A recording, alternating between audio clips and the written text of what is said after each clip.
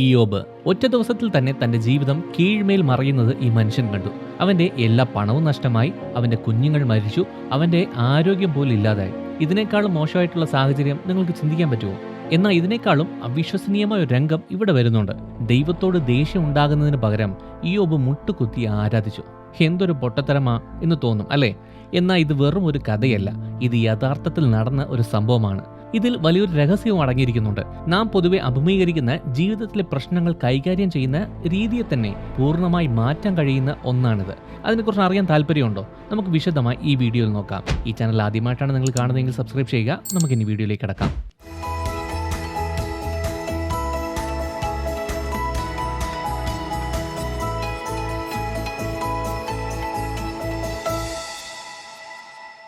ആദ്യം ഇയ്യോബ് ആരാണ് എന്നുള്ളതിനെക്കുറിച്ച് നമുക്ക് നോക്കാം. അവൻ ഒരുപാട് പ്രത്യേകതയുള്ള ഒരു മനുഷ്യനാണെന്ന് ബൈബിൾ നമ്മോട് പറയുന്നുണ്ട്. ഇയ്യോബ് പുസ്തകത്തിന്റെ തുടക്കത്തിൽ തന്നെ ഇങ്ങനെ പറയുന്നു: ഊസ് ദേശത്ത് ഇയ്യോബ് എന്ന് പേരുള്ള ഒരു മനുഷ്യൻ ജീവിച്ചിരുന്നു. അദ്ദേഹം നിഷ്കളങ്കനും പരമാർത്ഥിയും ദൈവത്തെ ഭയപ്പെടുന്നവനും തിന്മയിൽ നിന്ന് അകന്ന് ജീവിക്കുന്നവനുമായിരുന്നു. ഇതിനർത്ഥം ഇയ്യോബ് ഒരു നല്ല മനുഷ്യനായിരുന്നു, എല്ലാവരും നല്ല അഭിപ്രായം പറയുന്ന ഒരു വ്യക്തിയായിരുന്നു. എന്നാൽ ഇയ്യോബ് ഒരു നല്ല വ്യക്തി മാത്രമല്ല, അവൻ വലിയ പണക്കാരനായിരുന്നു. അവന് 7000 ആടുകളും 3000 ഒട്ടകങ്ങളും 500 ജോഡി കാളയും 500 പെൺകഴുതകളും ഒരുപാട് വേലക്കാരും ഉണ്ടായിരുന്നു എന്ന് ബൈബിൾ പറയുന്നു. അത് നമുക്ക് ഇന്നത്തെ സാഹചര്യം അനുസരിച്ച് നോക്കിയാൽ അവൻ വലിയ കോടീശ്വരനായിരുന്നു. ഇയ്യോബ് ഉറപ്പായിട്ടും അന്നത്തെ കാലത്തെ ഏറ്റവും സമ്പത്തുള്ളവരിൽ ഒരാളായിരുന്നു. ഇയ്യോബിന്റെ കുടുംബം മനോഹരമായിരുന്നു. അവന് 7 ആൺമക്കളും 3 പെൺമക്കളും ഉണ്ടായിരുന്നു. അവരെല്ലാവരും വളരെ സ്നേഹത്തിലായിരുന്നു. ഇടയ്ക്കിടയ്ക്ക് അവർ ഒരുമിച്ച് കൂടും, ആഘോഷിക്കും. ഇയ്യോബ് വളരെ ശ്രദ്ധാപൂർവം മക്കളെ വളർത്തുന്ന ഒരു പിതാവായിരുന്നു. ഓരോ ആഘോഷത്തിനു ശേഷം തൻ്റെ മക്കൾ മനഃപൂർവ്വമായി പോലും തെറ്റ് ചെയ്യാൻ പാടില്ല എന്നത് ഉറപ്പാക്കാൻ അവൻ അവർക്ക് വേണ്ടി പ്രാർത്ഥിക്കും. ഇത് കാണിക്കുന്നത് ഇയ്യോബ് വളരെ ശുദ്ധനായിരുന്നു എന്നാണ്. അവന് പണവും നല്ല സമാധാനമുള്ള കുടുംബവും എല്ലാവരുടെയും ബഹുമാനവും ഉണ്ടായിരുന്നു. എന്നാൽ അതിലും ഏറ്റവും പ്രധാനമായി അവൻ ദൈവത്തിന് നല്ല കൂട്ടുകാരനായിരുന്നു. ഇതെല്ലാം കേട്ടിട്ട് എന്നാൽ പിന്നെ അയാൾക്ക് ഒരു ബുദ്ധിമുട്ടുണ്ടായി കാണത്തില്ല എന്ന് തോന്നും അല്ലേ? എന്നാൽ ഈ സംഭവകഥ ആരും തന്നെ പ്രതീക്ഷിക്കാത്ത രീതിയിൽ മാറി മറിഞ്ഞു.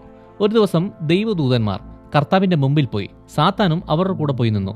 ദൈവദൂതന്മാർ കണക്ക് ബോധിപ്പിക്കാനും ഇനി എന്തൊക്കെ ചെയ്യണം എന്നുള്ള മാർഗനിർദ്ദേശം സ്വീകരിക്കാനും വേണ്ടി ഒത്തുകൂടിയതായിരുന്നു ഈ സ്വർഗീയ സമ്മേളനം.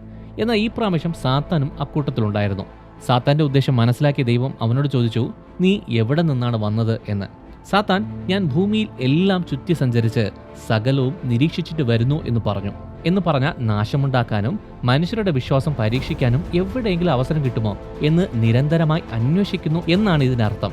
അപ്പോൾ കർത്താവ് സാത്താനോട് ചോദിച്ചു: എന്റെ ദാസനായ ഇയ്യോബിനെ നീ ശ്രദ്ധിച്ചുവോ? അവനെപ്പോലെ നിഷ്കളങ്കനും പരമാർത്ഥിയും ദൈവത്തെ ഭയപ്പെടുന്നവനും തിന്മയിൽ നിന്ന് അകന്ന് ജീവിക്കുന്നവനുമായി ആരും തന്നെ ഭൂമിയിൽ ഇല്ലല്ലോ എന്ന് പറഞ്ഞു. ദൈവത്തിന് ഇയ്യോബിന്റെ ഭക്തിയെക്കുറിച്ച് നന്നായിട്ട് അറിയായിരുന്നു. ആത്മാർത്ഥമായ ഭക്തി, നീതി എന്നീ കാര്യങ്ങൾക്ക് ഉദാഹരണം എന്ന രീതിയിൽ ഇയ്യോബിനെ കുറിച്ച് പറഞ്ഞു. എന്നാൽ സാത്താൻ അവന്റെ കൗശലബുദ്ധി ഉപയോഗിച്ച് ഇയ്യോബിന്റെ വിശ്വാസത്തിന്റെ ആത്മാർത്ഥതയെ ചോദ്യം ചെയ്തു. ഇയ്യോബ് ദൈവത്തെ വെറുതെയാണോ ഭയപ്പെടുന്നത്? അങ്ങ് അവന് അവന്റെ വീടും അവനുള്ളതെല്ലാം ചുറ്റും ഒരു വേലി കെട്ടിയിട്ടില്ലേ? അങ്ങ് അവൻ ചെയ്യുന്ന കൈകളുടെ പ്രവൃത്തിയെ അനുഗ്രഹിച്ചു. അങ്ങനെ അവനിപ്പോൾ ഒരുപാട് സ്വത്തുണ്ട്. ഇയ്യോബ് ദൈവത്തെ ആരാധിക്കുന്നത് വെറും കാശിന് വേണ്ടിയും അത് നിലനിർത്താൻ വേണ്ടി മാത്രമാണെന്ന് സാത്താൻ അഭിപ്രായപ്പെട്ടു. സാത്താൻ പിന്നെയും പറഞ്ഞു: അങ്ങയുടെ കൈ നീട്ടി അവനുള്ളതെല്ലാം എടുത്തു കഴിഞ്ഞാൽ അവൻ ഉറപ്പായിട്ടും അങ്ങയുടെ മുഖത്ത് നോക്കി ശപിക്കും എന്നുള്ള കാര്യത്തിൽ സംശയമില്ല എന്ന് പറഞ്ഞു. തന്റെ സ്വത്തുമെല്ലാം നഷ്ടമായി കഴിഞ്ഞാൽ ഇയ്യോബ് ദൈവത്തിനെതിരെ തിരിയുമെന്ന് സാത്താന് ഉറപ്പുണ്ടായിരുന്നു. ഇയ്യോബിൽ പൂർണ്ണ വിശ്വാസം ഉണ്ടായിരുന്നതുകൊണ്ട് കർത്താവ് സാത്താനോട് പറഞ്ഞു: അവനുള്ളതെല്ലാം നിന്റെ കയ്യിൽ തന്നിട്ടുണ്ട്, എന്നാ അവന്റെ ദേഹത്ത് കൈവയ്ക്കരുത് എന്ന് പറഞ്ഞു. അങ്ങനെ സാത്താൻ ഇയ്യോബിനെ പരീക്ഷിക്കാനായിട്ട് ദൈവം അനുവദിച്ചു. പക്ഷേ ഒരു പരിധി അതിനകത്ത് വെച്ചിട്ടുണ്ടായിരുന്നു. അങ്ങനെ തന്റെ വാദം തെളിയിക്കാൻ വേണ്ടി സാത്താൻ കർത്താവിന്റെ സന്നിധിയിൽ നിന്ന് പോയി. ഈ സ്വർഗീയ സംഭാഷണം എന്തോ വെറുതെ തമ്മിൽ സംസാരിച്ചിട്ട് പോയി എന്നുള്ളതല്ല. സത്യത്തിൽ ഇയ്യോബിന്റെ ആത്മാവിന് വേണ്ടിയുള്ള ഒരു ആത്മീയ പോരാട്ടമായിരുന്നു അത്. ദൈവത്തിന് ഇയ്യോബിന്റെ നിർമ്മലതയെക്കുറിച്ച് നന്നായിട്ട് അറിയാം. അവന്റെ അചഞ്ചലമായ വിശ്വാസം കൂടുതൽ ഉറപ്പിക്കാൻ വേണ്ടി ഈ പരീക്ഷണം അനുവദിച്ചു. എന്നാൽ ദൈവത്തിന് ഏറ്റവും ഇഷ്ടമുള്ള ദാസന്മാരിൽ ഒരാളുടെ ആത്മാർത്ഥതയെ തകർക്കാൻ വേണ്ടിയുള്ള ഒരു അവസരമായി സാത്താൻ ഇതിനെ കണ്ടു. അങ്ങനെ ഇയ്യോബിന് സങ്കല്പിക്കാൻ പോലും പറ്റാത്ത വലിയ നഷ്ടങ്ങളുണ്ടാക്കി. അവന്റെ ആട്ടിൻകൂട്ടവും ദാസന്മാരും പ്രിയപ്പെട്ട മക്കൾ പോലും ഒറ്റ ദിവസം കൊണ്ട് ഇല്ലാതായി. സത്യത്തിൽ ഈ പരിശോധന ഇയ്യോബിന്റെ സ്വത്തുക്കൾക്ക് വേണ്ടിയുള്ളതല്ല, അവന്റെ വിശ്വാസത്തെ തകർക്കുക, ഒറ്റ വാക്കെങ്കിലും ദൈവത്തിനെതിരെ സംസാരിപ്പിക്കുക എന്നതായിരുന്നു. എല്ലാ ദിവസത്തെയും പോലെ ആരംഭിച്ച ഒരു ദിവസമായിരുന്നു അന്ന്. എന്നാൽ അന്നേ ദിവസം ഒരുപാട് വാർത്തകൾ കേട്ട് ഇയ്യോബ് ഞെട്ടി. ഒരു ദിവസം വീട്ടിലിരിക്കുന്ന സമയത്ത് ഒരു വേലക്കാരൻ വീട്ടിലേക്ക് ഓടി വരുന്നത് കണ്ടു. ഓടി വന്ന ആ വേലക്കാരൻ പറഞ്ഞു, കാളകൾ ഉഴുതുകൊണ്ടിരുന്നു. തൊട്ടടുത്ത് പെൺകഴുതകൾ മേഞ്ഞുകൊണ്ടിരിക്കുമായിരുന്നു. ഷെബായർ ആ സ്ഥലം ആക്രമിച്ച് ആ കാളകളെയും കഴുതകളെയും കൊണ്ടുപോയി. അവർ ദാസന്മാരെ എല്ലാവരെയും വാളുകൊണ്ട് കൊന്നുകളഞ്ഞു. ഞാൻ മാത്രം രക്ഷപ്പെട്ട് ഓടി വന്നു എന്ന് പറഞ്ഞു. ഈ ഞെട്ടിക്കുന്ന വിവരം ഇയ്യോബ് കേട്ട് കഴിയുന്നതിന് മുമ്പ് തന്നെ മറ്റൊരു വേലക്കാരൻ ഓടി വന്നു. അവൻ പറഞ്ഞു, ദൈവത്തിന്റെ അഗ്നി സ്വർഗത്തിൽ നിന്ന് വന്നു വീണു. അവിടെ ഉണ്ടായിരുന്ന ആടുകളെയും ദാസന്മാരെയും കത്തിച്ച് ദഹിപ്പിച്ചു കളഞ്ഞു. അതിൽ ഞാൻ മാത്രം രക്ഷപ്പെട്ട് ഇങ്ങോട്ടേക്ക് ഓടി വന്നു എന്ന് പറഞ്ഞു. ഇത് കേട്ട് ഇയ്യോബ് പിന്നെയും ഞെട്ടിപ്പോയി. പക്ഷേ ഈ വാർത്തകൾ അവിടം കൊണ്ടും അവസാനിക്കുന്നില്ല. മൂന്നാമത്തെ വേലക്കാരൻ ഓടി ശ്വാസം പോലും എടുക്കാൻ പറ്റാത്ത രീതിയിൽ വന്നു. അവൻ പറഞ്ഞു, കൽദയരുടെ 3 കൊള്ളസംഘം വന്ന് ഒട്ടകങ്ങളെ പിടിച്ചുകൊണ്ടുപോയി ദാസന്മാരെ എല്ലാം കൊന്നുകളഞ്ഞു. ഞാൻ മാത്രം രക്ഷപ്പെട്ട് ഓടി വന്നു എന്ന് പറഞ്ഞു. ഇയ്യോബിന് ഇതെല്ലാം കേട്ടിട്ട് എന്ത് ചെയ്യണമെന്ന് അറിയില്ലായിരുന്നു. വല്ലാത്തൊരവസ്ഥയിലായിപ്പോയി. എന്നാൽ അവിടെയും അവസാനിച്ചില്ല. അവസാനം ഭയങ്കര വിഷമത്തോടെ 4ാമത്തെ വേലക്കാരൻ ഓടി വന്നു. അങ്ങയുടെ ആൺമക്കളും പെൺമക്കളും മൂത്ത സഹോദരന്റെ വീട്ടിൽ ഭക്ഷണം കഴിച്ച് വീഞ്ഞു കുടിച്ചുകൊണ്ടിരുന്ന സമയത്ത് മരുഭൂമിയിൽ നിന്ന് ഒരു വലിയ കാറ്റ് വന്ന് വീടിന്റെ 4 മൂലകളിലും ആഞ്ഞടിച്ചു. അവരെല്ലാം അവിടെ തന്നെ മരിച്ചുപോയി. ഞാൻ മാത്രം രക്ഷപ്പെട്ടു ഓടി വന്നു എന്ന് പറഞ്ഞു. ഈ ഞെട്ടിക്കുന്ന വാർത്തകളെല്ലാം ആ ദിവസത്തിൽ തന്നെ അടുത്തടുത്തായി കേട്ടു. അവന്റെ സമ്പത്തും ദാസന്മാരും എല്ലാറ്റിനുമുപരി അവന്റെ കുഞ്ഞുങ്ങളും ഇല്ലാതായി. ഇയ്യോബ് ആ സമയത്ത് അനുഭവിച്ച വേദന സങ്കല്പിക്കാൻ പോലും പറ്റില്ല. ഒരു മാതാപിതാക്കൾക്കും വരാൻ പാടില്ലാത്ത ഒരു വേദനയാണത്. എന്നാൽ ഞെട്ടിപ്പിക്കുന്ന കാര്യമെന്ന് പറഞ്ഞാൽ അങ്ങനെ ഒരു ദുരന്തം തനിക്ക് ഉണ്ടായിട്ടും ഇയ്യോബിന്റെ പ്രതികരണം ആർക്കും പ്രതീക്ഷിക്കാൻ പറ്റാത്തതായിരുന്നു. ഇയ്യോബ് എഴുന്നേറ്റു. വിഷമത്തിന്റെ അടയാളമായി തന്റെ മേലങ്കി കീറി തല മൊട്ടയടിച്ചു. പിന്നെ അവൻ നിലത്ത് വീണ് ദൈവത്തോട് യുഗങ്ങളായി പലരും പറയുന്ന ആ വാക്കുകൾ പറഞ്ഞു. എൻ്റെ അമ്മയുടെ ഉദരത്തിൽ നിന്ന് ഞാൻ നഗ്നനായി പുറത്തു വന്നു. നഗ്നനായി തന്നെ ഞാൻ മടങ്ങിപ്പോകും. യഹോവ തന്നു, യഹോവ തന്നെ തിരിച്ചെടുത്തു. യഹോവയുടെ നാമം മഹത്വപ്പെടുമാറാകട്ടെ. എല്ലാം നഷ്ടപ്പെട്ടു. കഠിനമായ വേദനയും ദുഃഖവും ഉണ്ടായി. എന്നിട്ടും ഇയ്യോബ് അധരം കൊണ്ട് ഒരു വാക്കുപോലും ദൈവത്തെ കുറ്റപ്പെടുത്തിയില്ല. തനിക്കുള്ളതെല്ലാം ദൈവത്തിന്റെ ദാനമാണെന്ന് അവന് നന്നായി അറിയായിരുന്നു. നഷ്ടത്തിലും അവൻ സൃഷ്ടാവിനെ സ്തുതിച്ചു. ഇവിടെ ഒരു കാര്യം ശ്രദ്ധിച്ചായിരുന്നു. ഒരു വേലക്കാരൻ വന്നിട്ട് ദൈവത്തിൽ നിന്ന് ഒരു തീ വന്ന് നശിപ്പിച്ചു എന്ന് പറഞ്ഞു. അതായത് ദൈവമാണ് എല്ലാ കാര്യങ്ങളും നശിപ്പിച്ചത്. അതിന്റെ കാരണക്കാരൻ ദൈവമാണ് എന്ന ഉദ്ദേശത്തിലാണ് പറഞ്ഞത്. എന്നാൽ സത്യത്തിൽ അത് ദൈവമല്ല ചെയ്തത്. ഇയ്യോബിന് വേണമെങ്കിൽ ഇത് കേട്ടിട്ട് അപ്പോൾ എല്ലാത്തിൻ്റെയും കാരണം ദൈവമാണ് എന്ന് വിചാരിച്ച് ദൈവത്തെ എന്തെങ്കിലും പറയായിരുന്നു. പക്ഷേ ഇയ്യോബ് മലയാളി അല്ലാത്തത് കൊണ്ട് ദൈവത്തെ ദുഷിച്ചില്ല. സ്വർഗത്തിൽ പിന്നെയും ഒരു സമ്മേളനം ഉണ്ടായി. ദൈവദൂതന്മാർ പിന്നെയും കർത്താവിന്റെ മുമ്പിൽ ചെന്നു. ആ സമയത്ത് സാത്താൻ അവരുടെ കൂടെ ഉണ്ടായിരുന്നു. ഇയ്യോബ് ദൈവത്തെ ദുഷിച്ച് ഒരു കാര്യം പോലും പറയാത്തത് കൊണ്ട് സാത്താൻ നാണം കെട്ട് അവിടെ നിന്നു. എന്നാലും ഇയ്യോബിന്റെ വിശ്വസ്തത സാത്താന് ഇപ്പോഴും ബോധ്യപ്പെട്ടിട്ടില്ല. സാത്താന്റെ ഉദ്ദേശം മനസ്സിലാക്കിയ ദൈവം, നീ എവിടെ നിന്നാണ് വന്നതെന്ന് പുച്ഛത്തോടെ ചോദിച്ചു. സാത്താൻ ഉത്തരം പറഞ്ഞു, ഞാൻ ഭൂമിയിലെല്ലാം ചുറ്റി സഞ്ചരിച്ച് സകലവും നിരീക്ഷിച്ചിട്ട് വരുന്നു എന്ന് പറഞ്ഞു. ഈ പ്രാവശ്യം സാത്താന്റെ പദ്ധതി വേറെയായിരുന്നു. കർത്താവ് സാത്താനോട് പറഞ്ഞു, എൻ്റെ ദാസനായ ഇയ്യോബിനെ നീ ശ്രദ്ധിച്ചുവോ? അവനെപ്പോലെ നിഷ്കളങ്കനും പരമാർത്ഥിയും ദൈവത്തെ ഭയപ്പെടുന്നവനും തിന്മയിൽ നിന്ന് അകന്ന് ജീവിക്കുന്നവനുമായി ഭൂമിയിൽ ആരും തന്നെയില്ലല്ലോ. അവൻ ഇപ്പോഴും വിശ്വസ്തനാണ്. ഒരു കാരണവുമില്ലാതെ അവനെ നശിപ്പിക്കുന്നതിന് വേണ്ടി നീ എന്നെ അവനെതിരായി പ്രകോപിപ്പിച്ചുവല്ലോ എന്ന് പറഞ്ഞു. ദൈവം ഇയ്യോബിന്റെ ആ നല്ല സ്വഭാവത്തെ എടുത്തു പറഞ്ഞു. എന്നാൽ സാത്താൻ തന്റെ വാദത്തിൽ ജയിക്കാൻ വേണ്ടി ത്വക്കിന് പകരം ത്വക്ക് എന്ന് പറഞ്ഞു. അതായത് ഒരു മനുഷ്യൻ തന്റെ ജീവന് വേണ്ടി എല്ലാം തള്ളിപ്പറയും. അതുകൊണ്ട് നിന്റെ കൈ നീട്ടി അവന്റെ ആരോഗ്യത്തെ എടുക്കുക. അവൻ തീർച്ചയായിട്ടും അങ്ങയുടെ മുഖത്ത് നോക്കി ശപിക്കുമെന്നുള്ള കാര്യത്തിൽ സംശയമില്ല എന്ന് പറഞ്ഞു. ഇയ്യോബിന്റെ വേദന പുറത്തുള്ളതായതുകൊണ്ട് അവന്റെ വിശ്വാസം തള്ളിക്കളഞ്ഞില്ല. എന്നാൽ അവന്റെ സ്വന്തം ആരോഗ്യത്തെ ബാധിച്ചാൽ അവൻ തീർച്ചയായും ദൈവത്തെ തള്ളിപ്പറയും. ഇയ്യോബിന്റെ വിശ്വസ്തതയിൽ പൂർണ്ണ വിശ്വാസമുള്ളതുകൊണ്ട് കർത്താവ് സാത്താനോട് പറഞ്ഞു, അങ്ങനെയാണെങ്കിൽ നിന്റെ ഇഷ്ടം പോലെ ചെയ്തോ എന്ന് അവന്റെ ആത്മാവിൽ കൈവെക്കരുത് എന്ന് പറഞ്ഞു. ഇയ്യോബിന്റെ ശരീരത്തിൽ എന്തു വേണമെങ്കിലും ചെയ്തോളാൻ സാത്താനെ അനുവദിച്ചു. പക്ഷേ ചില പരിമിതികൾ ഇപ്പോഴും കൊടുത്തിട്ടുണ്ടായിരുന്നു. ഇയ്യോബിന്റെ ശരീരത്തിൽ എന്തൊക്കെ ബുദ്ധിമുട്ടുകൾ കൊടുക്കാൻ പറ്റുമോ അതെല്ലാം ചെയ്യാനായിട്ട് പ്ലാൻ ചെയ്ത് സാത്താൻ കർത്താവിന്റെ സന്നിധിയിൽ നിന്ന് പോയി. സാത്താൻ അധിക സമയം പാഴാക്കിയില്ല.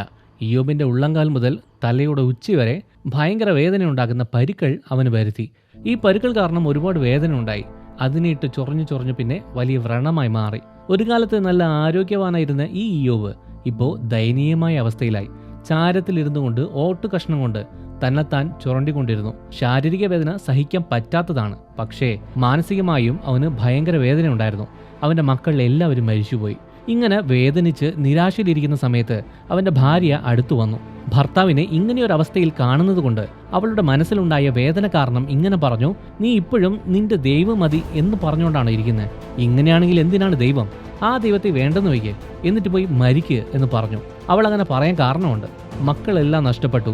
ആ വിഷമത്തിലിരിക്കുന്ന സമയത്ത് തന്നെ വേദന കാരണം കഷ്ടപ്പെടുന്ന ഭർത്താവിനെയും കാണുന്നു. അവൾക്കിതൊന്നും താങ്ങാൻ കഴിയത്തില്ലായിരുന്നു.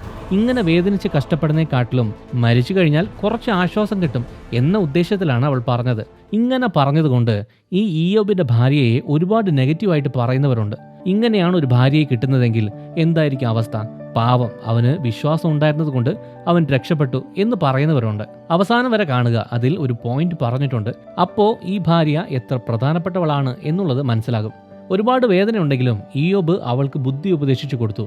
ഒരു പൊട്ടിയെ പോലെ സംസാരിക്കല്ലേ, ദൈവത്തിൽ നിന്ന് നമുക്ക് നന്മ മാത്രം കിട്ടിയാൽ മതിയോ, തിന്മയും കിട്ടേണ്ടതല്ലേ എന്ന് ചോദിച്ചു. ദൈവത്തിൽ നിന്ന് അനുഗ്രഹങ്ങൾ വന്നതുപോലെ ബുദ്ധിമുട്ടുകളും വരാൻ സാധ്യതയുണ്ട് എന്ന് അവൻ മനസ്സിലാക്കി. ഇയ്യോബ് വിശ്വസ്തയോടെ ദൈവത്തിൽ ഉറച്ചു നിന്നു. അവൻ അധരം കൊണ്ട് ഒരു പാപവും ചെയ്തില്ല, ദൈവത്തെ ശപിച്ചില്ല. ദൈവവുമായി ആഴത്തിലുള്ള തൻ്റെ ബന്ധത്തിൻ്റെ തെളിവായിരുന്നു ഭാര്യയോടുള്ള അവൻ്റെ പ്രതികരണം. ഇയ്യോബിന് ഇങ്ങനെയൊക്കെ സംഭവിച്ചു എന്നുള്ള ദുരന്തത്തിൻ്റെ വാർത്ത എല്ലാവരും അറിഞ്ഞു. അങ്ങനെ അവൻ്റെ ഏറ്റവും അടുത്ത 3 കൂട്ടുകാരായ എലീഫാസ്, ബിൽദാദ്, സോഫാർ എന്നിവർ അവനെ വന്ന് കാണുവാനും അവനെ ആശ്വസിപ്പിക്കാനും തീരുമാനിച്ചു. അവർ നല്ല കൂട്ടുകാരാണ്, ജ്ഞാനവും അനുഭവ പരിചയമുള്ള പുരുഷന്മാരാണ്. ഓരോരുത്തരും ഈ സമയത്ത് നമുക്കവനെ ആശ്വസിപ്പിക്കണം എന്ന് പറഞ്ഞൊത്ത് പല ദേശങ്ങളിൽ നിന്ന് വന്നു.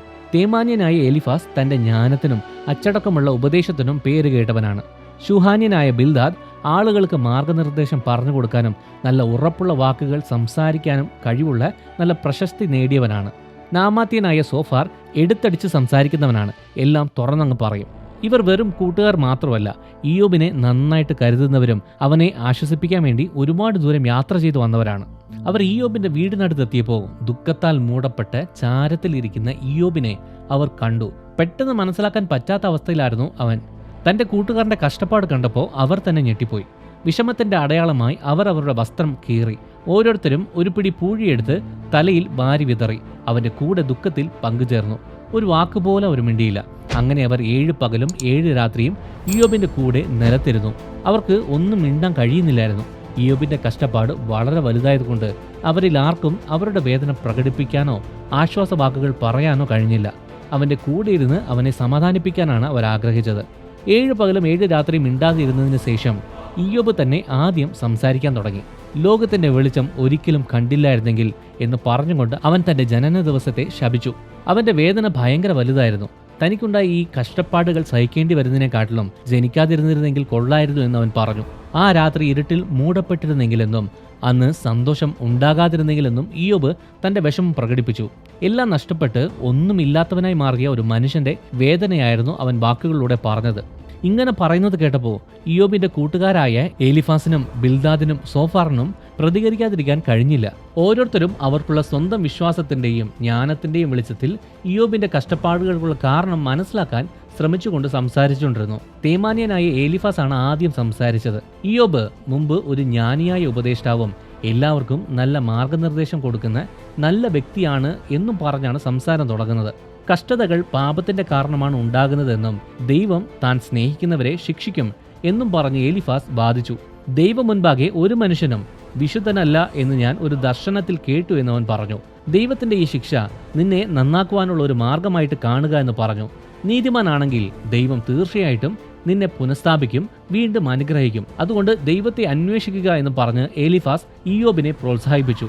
തന്റെ കഷ്ടപ്പാടുകൾ കാരണം ഇയ്യോബ് ആഴത്തിലുള്ള വിലാപത്തോടെ പറഞ്ഞു, ഞാൻ അനുഭവിക്കുന്ന ഭാരം തൂക്കി നോക്കിയാൽ അത് കടലിലെ മണലിനേക്കാളും ഭാരം ഉണ്ടാകുമെന്ന് പറഞ്ഞു. ഈ ഭാരം താങ്ങാനാവാത്തതാണെന്ന് തൻ്റെ കൂട്ടുകാരോട് പറഞ്ഞു. എന്നാൽ ബിൽദാദ് വളരെ മനസ്സ് വിഷമിക്കുന്ന രീതിയിൽ ഇയ്യോബിനോട് സംസാരിച്ചു. നിന്റെ മക്കൾ നിന്റെ പാപം കാരണമാണ് മരിച്ചത്, നിന്റെ പ്രവൃത്തികൾ കാരണമാണ് ഈ ദുരന്തങ്ങളെല്ലാം നിനക്ക് സംഭവിച്ചതെന്നും അവനോട് പറഞ്ഞു. ദൈവം ന്യായവിധി വളച്ചൊടിക്കില്ല, ദുഷ്ടന്മാർ ചെയ്യുന്ന പാപങ്ങൾക്ക് ശിക്ഷ കിട്ടും. നമ്മുടെ മുൻകാല പാരമ്പര്യം നോക്കുക എന്ന് ബിൽദാദ് ദൈവത്തിന്റെ നീതിയെ ഭയങ്കരമായിട്ട് വിശ്വസിച്ച് ഊന്നൽ കൊടുത്ത് പറഞ്ഞു. ഇയ്യോബ് ഞാൻ നീതിമാനാണ് എന്ന് പിന്നെയും പറഞ്ഞു. എന്നാൽ എനിക്ക് ദൈവം ചെയ്യുന്നത് അനീതിയാണ്. നിരപരാധികളെ കഷ്ടപ്പെടുത്താൻ ദൈവം അനുവദിച്ചതിന്റെ കാരണം എന്താണ്? ഇതാണോ ദൈവത്തിന്റെ നീതി എന്ന് ചോദ്യം ചെയ്യുകയും ചെയ്തു. തന്റെ വേദന കാരണം ഒരിക്കലും ജനിക്കാതിരുന്നെങ്കിൽ കൊള്ളായിരുന്നു എന്ന് ഇയ്യോബ് പിന്നെയും പറഞ്ഞു. എല്ലാം പെട്ടെന്ന് തുറന്നു പറയുന്ന നാമാത്യനായ സോഫാർ ഇത് കേട്ടിട്ട് ഇയ്യോബിനോട് പറഞ്ഞു, ഇയ്യോബ് അഹങ്കാരത്തോടെയാണ് സംസാരിക്കുന്നതെന്ന് ആരോപിച്ചു.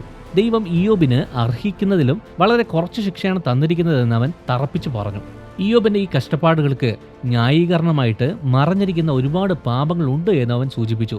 സോഫാർ ഇയ്യോബിനോട് അനുതപിച്ച് ആത്മാർത്ഥതയോടും വിശുദ്ധിയോടും കൂടി ദൈവത്തിലേക്ക് തിരിയാനായിട്ട് പറഞ്ഞു. അങ്ങനെ ചെയ്താൽ സകലതും ദൈവം പുനഃസ്ഥാപിക്കുമെന്നും പറഞ്ഞു. സോഫാറിനെ സംബന്ധിച്ചിടത്തോളം ദൈവത്തിന്റെ ജ്ഞാനവും ശക്തിയും മനസ്സിലാക്കാൻ ആർക്കും കഴിയില്ല.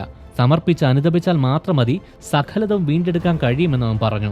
തന്റെ കൂട്ടുകാർക്ക് എന്താണ് ശരിക്കും സംഭവിക്കുന്നത് എന്നുള്ളതിനെക്കുറിച്ച് ധാരണ ഇല്ലാത്തതുകൊണ്ടും അവർ ഇങ്ങനെയല്ല സംസാരിക്കേണ്ടതെന്നും ഇയ്യോബ് അവരെ വിമർശിച്ചു. ഇയ്യോബ് പറയുന്നത് ദൈവത്തിന്റെ ജ്ഞാനം മനുഷ്യന് ഗ്രഹിക്കാൻ കഴിയുമെന്നും നീതിമാന്മാർ കഷ്ടപ്പെടുന്ന സമയത്ത് ദുഷ്ടന്മാർ നന്നായി ജീവിക്കുന്നുവെന്നും ഇയ്യോബ് ഊന്നിപ്പറഞ്ഞു. ദൈവത്തിന്റെ ജ്ഞാനത്തിലും നീതിയിലും ഇയ്യോബിന് ആത്മവിശ്വാസം ഉണ്ട് എന്ന് പ്രകടിപ്പിച്ചു. പക്ഷേ തന്റെ കഷ്ടപ്പാടിന്റെ കാരണം മനസ്സിലാകാത്തതുകൊണ്ട് നിരാശയും പ്രകടിപ്പിച്ചു. എലീഫാസ് ഇയ്യോബിനെ അധിക്ഷേപിച്ചു. നീ പറയുന്നതെല്ലാം ശൂന്യമാണെന്നും ഒരു കാര്യം ഇല്ലാത്തതാണെന്നും പറഞ്ഞു. ഇയ്യോബ് അവന്റെ വാക്കുകൾ കൊണ്ട് ദൈവഭയത്തെയും ദൈവത്തോടുള്ള ഭക്തിയും ദുർബലപ്പെടുത്തുവാണ് എന്ന് വാദിച്ചു. കഷ്ടപ്പാടിന്റെ കാരണം നീ ചെയ്ത പാപമാണെന്നും ദൈവം ദുഷ്ടന്മാരെ ശിക്ഷിക്കുമെന്നും എലീഫാസ് ആവർത്തിച്ച് പറഞ്ഞു. തന്റെ കൂട്ടുകാർ ആശ്വസിപ്പിക്കാൻ വേണ്ടിയാണ് വന്നത് എന്നും പറഞ്ഞിട്ട് എന്നെ ദുഃഖിപ്പിക്കുന്നതേ ഉള്ളൂ എന്ന് ഇയ്യോബ് വിഷമിച്ചു. തന്റെ കൂട്ടുകാർ തന്നോട് അന്യമായിട്ടാണ് പെരുമാറുന്നതെന്നും അവർ പറയുന്ന വാക്കുകൾ തന്നെ ഒരുപാട് ബുദ്ധിമുട്ടിക്കുന്നുണ്ടെന്നും അവൻ പറഞ്ഞു. താൻ അനുഭവിക്കുന്ന കഷ്ടപ്പാടിന്റെ വ്യാപ്തിയും കൂട്ടുകാരും ദൈവവും തന്നെ ഉപേക്ഷിച്ചു എന്നും പറഞ്ഞു. എന്തൊക്കെയാണെങ്കിലും ദൈവം വീണ്ടെടുപ്പുകാരനാണ് എന്നുള്ളത് തന്റെ പ്രത്യാശയാണെന്ന് ഇയ്യോബ് പറഞ്ഞു. എന്റെ വീണ്ടെടുപ്പുകാരൻ ജീവിക്കുന്നു എന്ന് എനിക്കറിയാം, ഒടുവിൽ അവിടുന്ന് പൊടിമേൽ നിൽക്കുന്നതും ഞാൻ അറിയുന്നു എന്ന് ഉറപ്പോടെ പ്രഖ്യാപിച്ചു.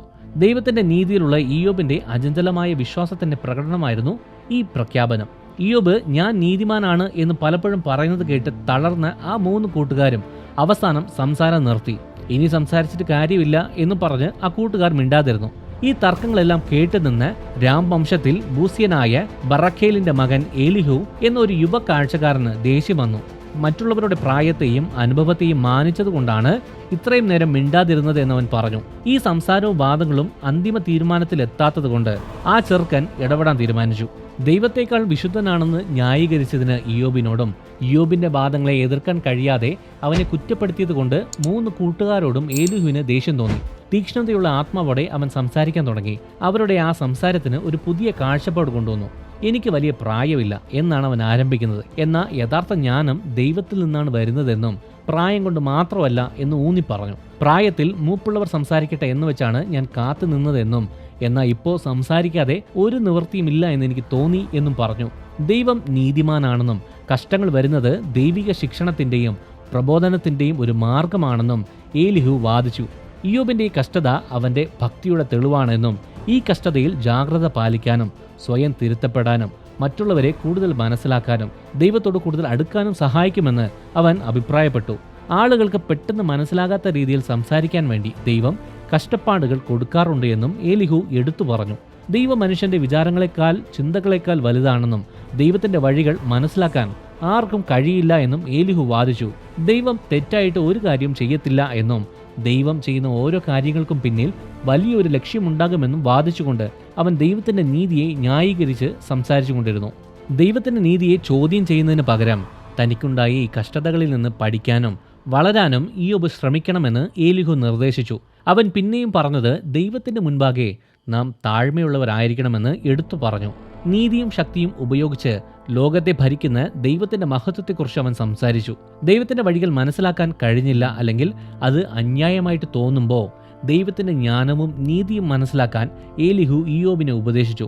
ദൈവത്തിന്റെ മഹത്വം തിരിച്ചറിഞ്ഞ് ഇയ്യോബ് താഴ്മയുള്ളവനായാൽ ആശ്വാസവും ഈ കഷ്ടതയിൽ നിന്ന് മോചനവും കിട്ടുമെന്ന് ഏലിഹു പറഞ്ഞു.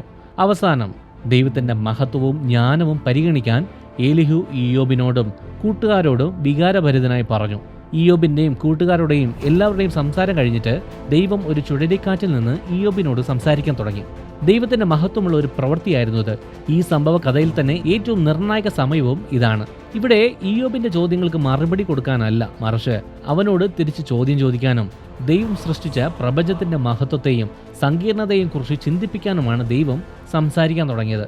പ്രപഞ്ചത്തെയും ദൈവത്തിന്റെ പ്രവൃത്തികളെയും കുറിച്ചുള്ള ഇയ്യോബിന്റെ പരിമിതമായ ഗ്രാഹ്യത്തെക്കുറിച്ച് ദൈവം ഇയ്യോബിനോട് ചോദിച്ചു.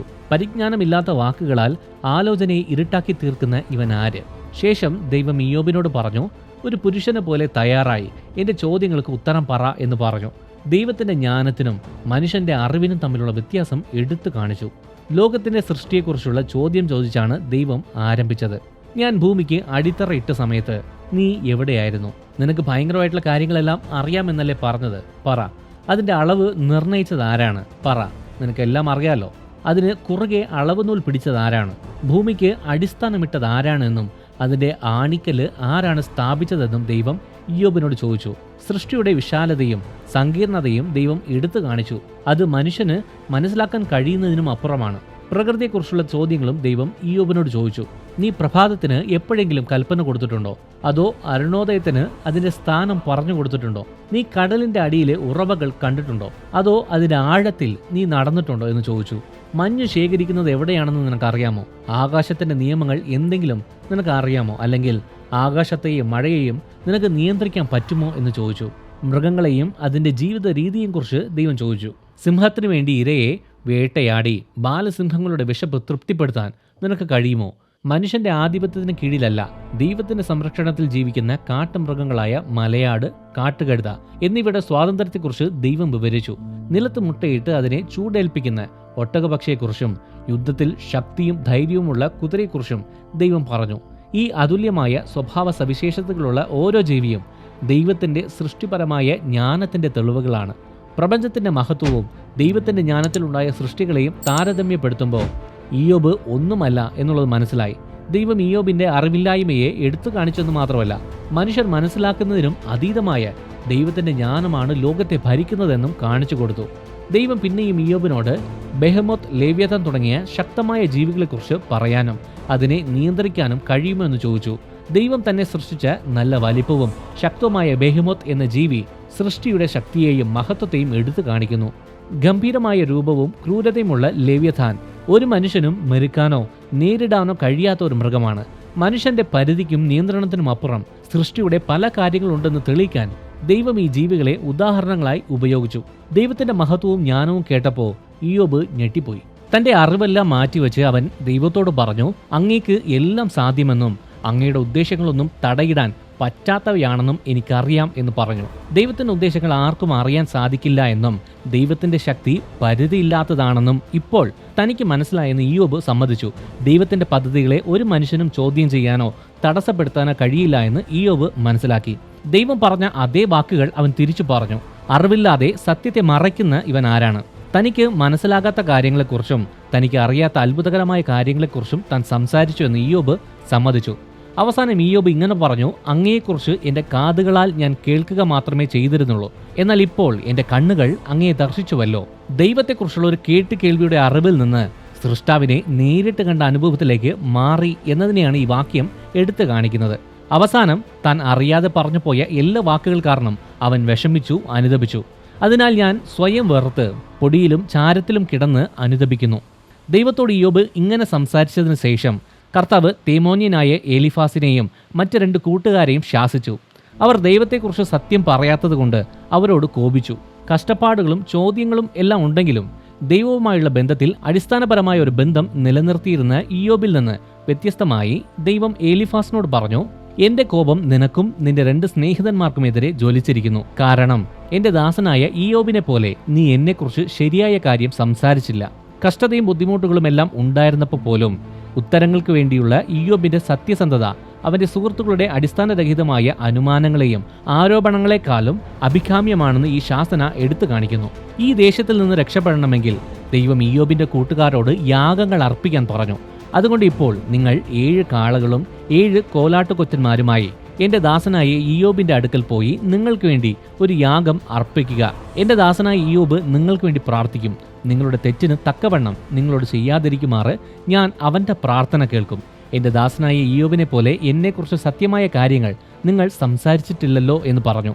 ദൈവം ഇങ്ങനെ ചെയ്യാനായിട്ട് അവരെ നിർബന്ധിച്ചു. കാരണം അവരുടെ തെറ്റായ വാക്കുകൾ കാരണം ആ കൂട്ടുകാർ തമ്മിലുള്ള ബന്ധം നഷ്ടപ്പെടാതെ കൂട്ടുകാർ തമ്മിൽ ക്ഷമിക്കാൻ ദൈവം ആഗ്രഹിച്ചു. ആ 3 പേരും കർത്താവ് കൽപ്പിച്ചതുപോലെ ചെയ്തു. ഇയ്യോബ് അവർക്ക് വേണ്ടി പ്രാർത്ഥിച്ചു. ഇയ്യോബിന്റെ പ്രാർത്ഥന ദൈവം കേട്ടു. തന്നെ കുറ്റപ്പെടുത്തിയവർക്ക് വേണ്ടിയുള്ള ഈ പ്രാർത്ഥന ഇയ്യോബിന്റെ ഹൃദയത്തിലുള്ള ക്ഷമിക്കാനുള്ള കഴിവ് എടുത്തു കാണിക്കുന്നു. ഈ കാര്യങ്ങളൊക്കെ കഴിഞ്ഞതിന് ശേഷം ഇയ്യോബിന് നഷ്ടമായതെല്ലാം ദൈവം തിരിച്ചു കൊടുത്തു. മുമ്പ് അവനുണ്ടായിരുന്നതിന്റെ ഇരട്ടി അവന് കൊടുത്തു. ഇയ്യോബിന്റെ സമ്പത്ത് പുനഃസ്ഥാപിക്കപ്പെട്ടു. അവന്റെ സഹോദരന്മാരും അവനെ അറിയുന്ന എല്ലാവരും അവന്റെ അടുക്കൽ വന്ന് പിശാച് അവന്റെ മേൽ വരുത്തിയ എല്ലാ തിന്മകൾക്കും അവനെ ആശ്വസിപ്പിച്ചു. അവർ ഓരോരുത്തരും ഒരു സമ്മാനം കൊടുത്തു. ഒരു വെള്ളിക്കാശും ഒരു സ്വർണ്ണ മോതിരവും കൊണ്ടുവന്ന് ഇയ്യോബിനെ ആദരിച്ചു. അവനെ പിന്നെയും ദൈവം അനുഗ്രഹിച്ചതുകൊണ്ട് അതിനെ ആഘോഷിക്കുകയും ചെയ്തു. ഇയ്യോബിന് ഒരുപാട് സമ്പത്ത് കൊടുത്ത് അനുഗ്രഹിച്ചു. അവന് 14,000 ആടുകളും 6,000 ഒട്ടകങ്ങളും 1,000 ജോഡി കാളയും 1,000 പെൺകഴുതകളും കൊടുത്തു. മാത്രമല്ല ദൈവം അവന് വീണ്ടും പുത്രന്മാരെയും പുത്രിമാരെയും കൊടുത്തു. 7 പുത്രന്മാരും 3 പെൺമക്കളും. ഇയ്യോബിന്റെ ആദ്യ മകൾക്ക് യമീമ എന്നും രണ്ടാമത്തവൾക്ക് കെസിയ എന്നും മൂന്നാമത്തവൾക്ക് കെരേൻ ഹപ്പൂക്ക് എന്നും പേരിട്ടു. ഇയ്യോബിന്റെ പുത്രിമാരെ പോലെ സുന്ദരികളായ സ്ത്രീകൾ ആ നാട്ടിൽ എവിടെയും ഉണ്ടായിരുന്നില്ല. അന്നത്തെ കാലത്ത് പൊതുവെ ഉണ്ടായിരുന്ന രീതികളിൽ നിന്ന് വ്യത്യസ്തമായി ഇയ്യോബ് തന്റെ പെൺമക്കൾക്കും അവരുടെ സഹോദരന്മാർക്കും അവകാശം കൊടുത്തു. ഇയ്യോബിന്റെ ജീവിതം പിന്നീട് അനുഗ്രഹങ്ങൾ കൊണ്ട് നിറഞ്ഞു. അതിനുശേഷം അവൻ 140 വർഷം ജീവിച്ച് 4ാം തലമുറ വരെ തന്റെ മക്കളെയും പേരക്കുട്ടികളെയും കണ്ടു. ഏറ്റവും കഠിനമായ പ്രതികൂല സാഹചര്യങ്ങൾക്കിടയിലും വിശ്വാസം, സഹിഷ്ണുത, ദൈവത്തിലുള്ള ആഴമായ ആശ്രയം എന്നിവയാൽ അടയാളപ്പെടുത്തിയ അനുഗ്രഹീതമായ ജീവിതം നയിച്ചുകൊണ്ട് നല്ല വാർദ്ധക്യത്തിൽ ഇയ്യോബ് മരിച്ചു. ഇതിൽ പ്രത്യേകം ശ്രദ്ധിക്കേണ്ട ഒരു കാര്യം, തൻ്റെ ആദ്യ ഭാര്യയിൽ നിന്നാണ് ഈ കുഞ്ഞുങ്ങളെല്ലാം ഉണ്ടായത്. അവൾ ഒരു സമയത്ത് പോയി ചത്തുകളയാൻ പാടില്ല എന്ന് ചോദിച്ചെങ്കിലും അവൾ അവൻ്റെ കൂടെ തന്നെ ഉണ്ടായിരുന്നു. അവനെ സ്നേഹിക്കുന്നത് കൊണ്ടാണ് അവൾ അങ്ങനെ പറഞ്ഞത്. പലരും അതിനെ നെഗറ്റീവാക്കി. കൂടെ നിൽക്കേണ്ട സമയത്ത് അവളും ഇങ്ങനെ പറഞ്ഞല്ലോ, അവളെപ്പോലെ ആകരുത് എന്നൊക്കെ. സത്യത്തിൽ അവൾ അവൻ്റെ കൂടെ തന്നെ ഉണ്ടായിരുന്നു. വ്രണങ്ങൾ ഉണ്ടായ സമയത്തും അവൾ തന്നെ ഉണ്ടായിരുന്നു. വ്രണങ്ങൾ സൗഖ്യമായ സമയത്തും അവൾ കൂടെ ഉണ്ടായിരുന്നു. അവരെ ഒരുമിച്ച് ദൈവം അനുഗ്രഹിച്ചു എന്നുള്ള കാര്യം മനസ്സിലാക്കുക. അങ്ങനെ വളരെ സന്തോഷത്തിലാണ് ഇയ്യോബിൻ്റെ ജീവിതം അവസാനിക്കുന്നത്. ഇതേപോലെ ബൈബിൾ വ്യക്തികളെക്കുറിച്ച് ഒരു വീഡിയോ വേണം എന്ന ആഗ്രഹമുണ്ടെങ്കിൽ താഴെ കമൻറ്റ് ബോക്സിൽ പറയുക. ആരെക്കുറിച്ചാണോ ഒരുപാട് പേർ ചോദിക്കുന്നത് അതിനെക്കുറിച്ചൊരു വീഡിയോ ചെയ്യാം. ഈ വീഡിയോ ഇഷ്ടമായി ലൈക്ക് ചെയ്യുക, ഈ ചാനൽ സബ്സ്ക്രൈബ് ചെയ്യുക. നിങ്ങൾ ദൈവത്താൽ അനുഗ്രഹിക്കപ്പെട്ടവർ.